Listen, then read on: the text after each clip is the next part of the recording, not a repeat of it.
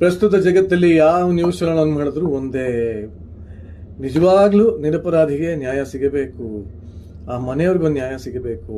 ನಾವು ಯಾರು ತುಂಬಾ ಪ್ರಭಾವಿ ವ್ಯಕ್ತಿ, ದೊಡ್ಡ ವ್ಯಕ್ತಿ ಅನ್ಕೊಂಡಿದ್ವಿ, ಅವರಿಂದ ಈ ಕೃತ್ಯ ಆಗಿದೆಯಾ, ಅವ್ರನ್ನ ಅಭಿಮಾನಿಸುವಂತ, ಅವ್ರನ್ನ ಪ್ರೀತಿಸುವಂತ ಕೋಟ್ಯಾಂತರ ಜನ ಫ್ಯಾನ್ಸು, ನ್ಯಾಯ ಯಾರಿಗೆ ಸಿಗ್ಬೇಕು, ನ್ಯಾಯ ಎಲ್ಲಿದೆ, ಯಾವುದು ಸತ್ಯ ಯಾವ್ದು ಸುಳ್ಳು, ಇದೆಲ್ಲದರ ಮಧ್ಯೆ ನನಗೆ ಹೇಳಬೇಕು ಅನ್ಸಿರೋದು ಒಂದೇ. ಇದನ್ನ ಅಣ್ಣವ್ರು ಯಾವ್ದೋ ಜಮಾನದಲ್ಲೇ ಹೇಳಿದ್ದಾರೆ.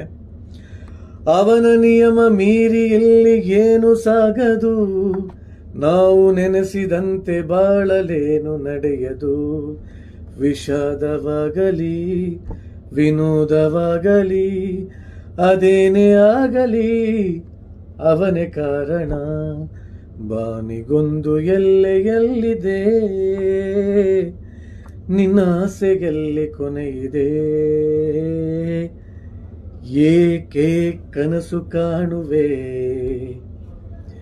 ನಿಧಾನಿಸು ನಿಧಾನಿಸು. ಭಗವಂತ ಅಂತ ಒಬ್ಬ ಇದ್ದಾನೆ, ಅವನು ನಿಜವಾಗ್ಲೂ ಯಾರಿಗೆ ನ್ಯಾಯ ಕೊಡಬೇಕು ಅಂತ ಅನ್ಕೊಂಡಿದ್ದಾನ ಅವನಿಗೇ ನ್ಯಾಯ ಸಿಗೋದು. ಅವನಿಗೆ ನ್ಯಾಯ ಸಿಕ್ಲಿ, ಎಲ್ಲ ಒಳ್ಳೇದಾಗ್ಲಿ, ಎಲ್ಲರಿಗೂ ಒಳ್ಳೇದಾಗ್ಲಿ. ನಿಮ್ಮ ಅಭಿಪ್ರಾಯ ಏನು? ಕಮೆಂಟ್ ಮಾಡಿ.